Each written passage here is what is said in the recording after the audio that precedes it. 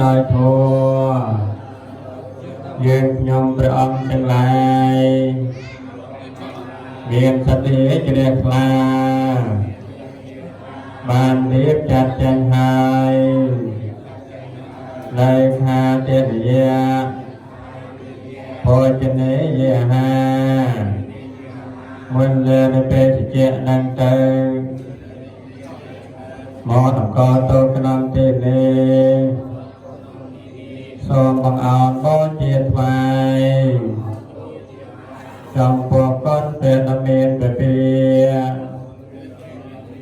ដែលព្រះអង្គបរិបូរណ៍ដោយគុណមានបញ្ញាគុណវិសុទ្ធិគុណនិងមហាករុណាគុណបបិទ្ធសម្មាសម្ពុទ្ធចម្រើនសូមព្រះអង្គមេត្តាអនុគ្រោះសូមទូលយកនៅគ្រឿងសក្ការៈទាំងឡាយនេះដើម្បីសេចក្តីចម្រើនដើម្បីជាប្រយោជន៍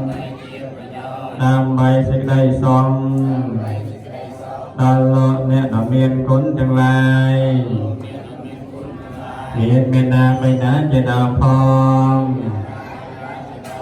ដល់ខ្ញុំបកករណាទាំងឡាយផង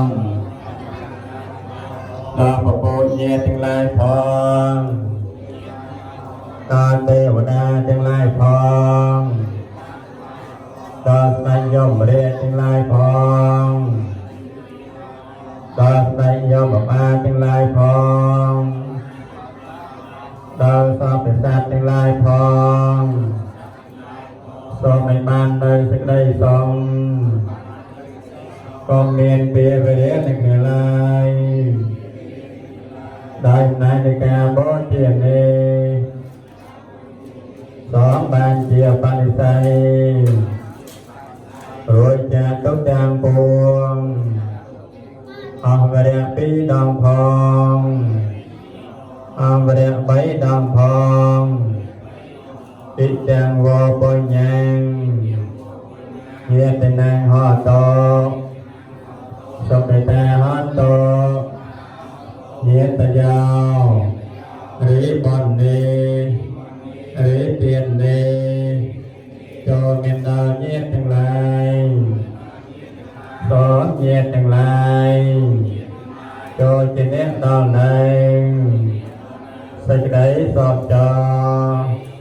សូមអនុមោទនាសា